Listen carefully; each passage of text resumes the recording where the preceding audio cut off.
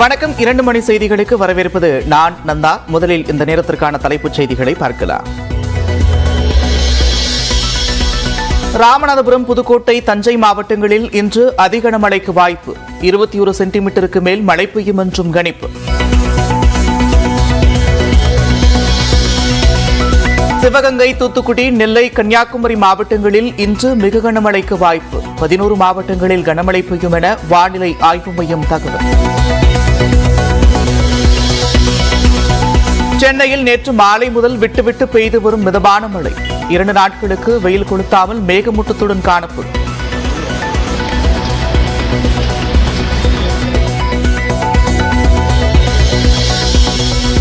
தஞ்சை மாவட்டம் மதுராம்பட்டினத்தில் விடிய விடிய பெய்த மழையால் வீதிகளில் தேங்கிய நீர். விழுப்புரத்தில் காலை முதல் பெய்து வரும் சாரல்.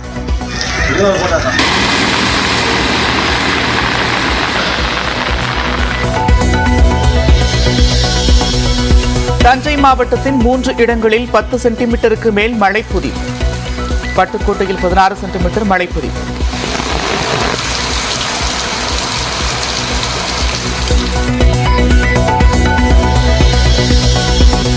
நாமக்கல் மாவட்டம் கொல்லிமலையில் 2 நாட்களாக மழை. ஆகாயகங்கை நீர்வீழ்ச்சியில் கொட்டும் நீர்.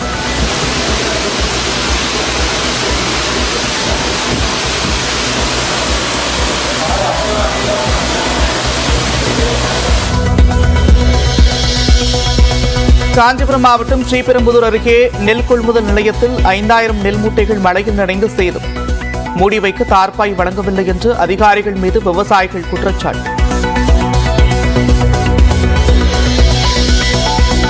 காவிரியில் கர்நாடக அரசு 2 மாதங்களுக்கு 15 TMC நீர் திறக்க வேண்டும். காவிரி நீர் ஒழுங்காற்றுக் குழு கூட்டத்தில் தமிழ்நாடு அரசு வலியுறுத்தல்.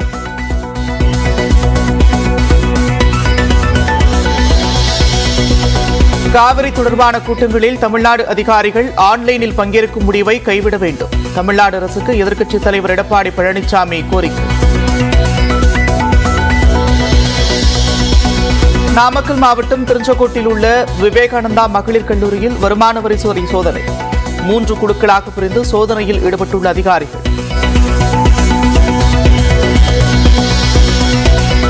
திருவாரூரில் டார்ச் லைட் வெளிச்சத்தில் படித்து 10ஆம் வகுப்பில் 492 மதிப்பெண்கள் எடுத்த அரசு பள்ளி மாணவி. நியூஸ் 18 செய்தி எதிரொலியால் இலவச மின் இணைப்பு வழங்கிய தமிழ்நாடு அரசு.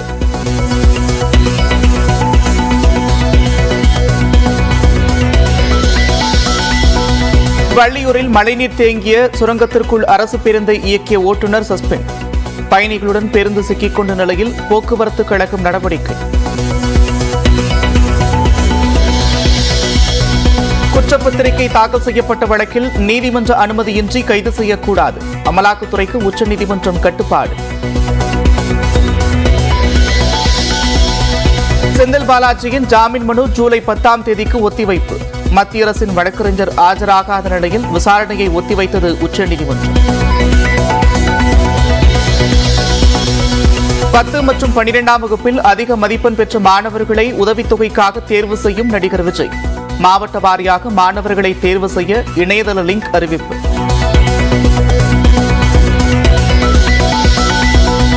மும்பையில் 16 பேரை பலிகொண்ட பிரம்மாண்ட பேனர் அகற்றப்பட்டது. மேலும் 2 சடங்களாக மீட்கப்பட்ட நிலையில் வெளியாகியிருக்கக்கூடிய புதிய வீடியோ.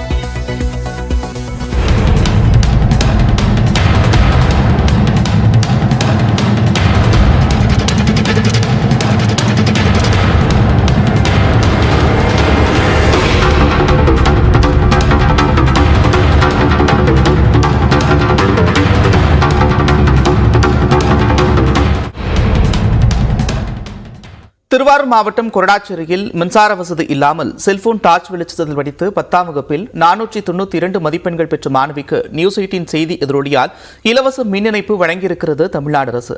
இதுகுறித்தான விவரங்களை செய்தியாளர் ராஜசேகர் வழங்க கேட்கலாம்.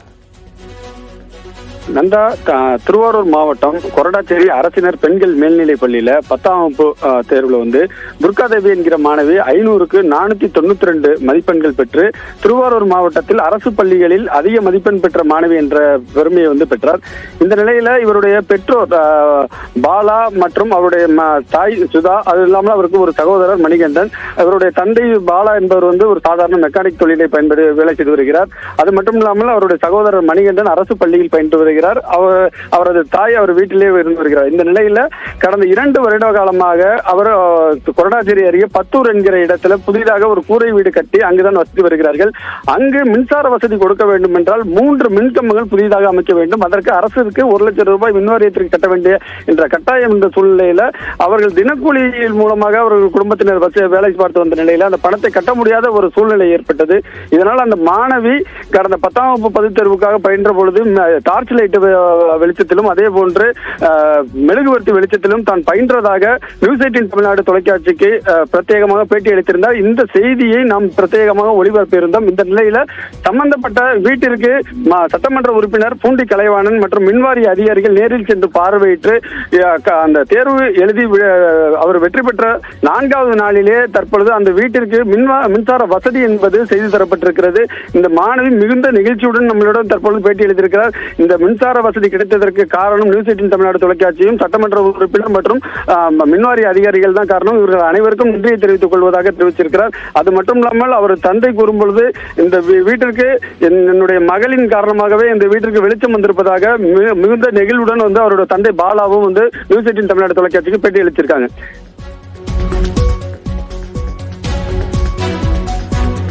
நன்றி ராஜசேகர், விரிவான விவரங்களுக்கு.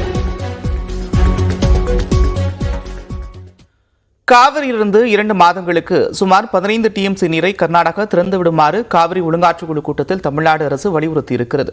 காவிரி நீர் ஒழுங்காற்றுக்குழுவின் 96வது கூட்டம் வினித் குப்தா தலைமையில் நடைபெற்று வருகிறது. இதில் காணொலி வாயிலாக தமிழ்நாடு, கர்நாடகா, கேரளா மற்றும் புதுச்சேரி மாநில அதிகாரிகள் பங்கேற்றனர். தமிழ்நாடு சார்பில் தலைமை பொறியாளர் சுப்பிரமணியன், காவிரி தொழில்நுட்ப குழு தலைவர் கலந்து கொண்டனர். அப்போது தமிழ்நாட்டிற்கான மே மாதம் தர வேண்டிய 10 டிஎம்சி நீரில் 3.8 டிஎம்சி நீர் மட்டுமே கர்நாடகா தந்திருப்பதாக தமிழ்நாடு அரசு முறையிட்டது. அதனால் எஞ்சிய 6.2 டிஎம்சி நீரை கர்நாடக அரசு திறந்துவிட உத்தரவு பிறப்பிக்குமாறு தமிழ்நாடு அரசு அதிகாரிகள் கோரிக்கை விடுத்தனர். இதேபோன்று ஜூன் மாதத்திற்கு தர வேண்டிய 9.19 டிஎம்சி நீரையும் தடையின்றி திறக்க கர்நாடக அரசுக்கு அறிவுறுத்த வேண்டும் என்று தமிழ்நாடு அரசு அதிகாரிகள் வலியுறுத்தினர். இந்த கூட்டத்தில் விவாதிக்கப்பட்ட அம்சங்கள் குறித்து வரும் 21ஆம் தேதி நடைபெறும் காவிரி மேலாண்மை ஆணையத்தில் முடிவு எடுக்கப்படும்.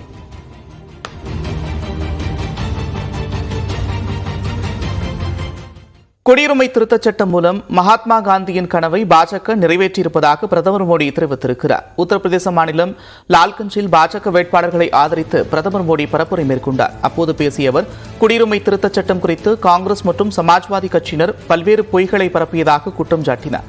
கடந்த 70 ஆண்டுகளாக நாட்டில் உள்ள ஆயிரக்கணக்கான அகதிகள் பற்றி அவர்களுக்கு எந்த கவலையும் இல்லை என்றும் பிரதமர் சாடினார்.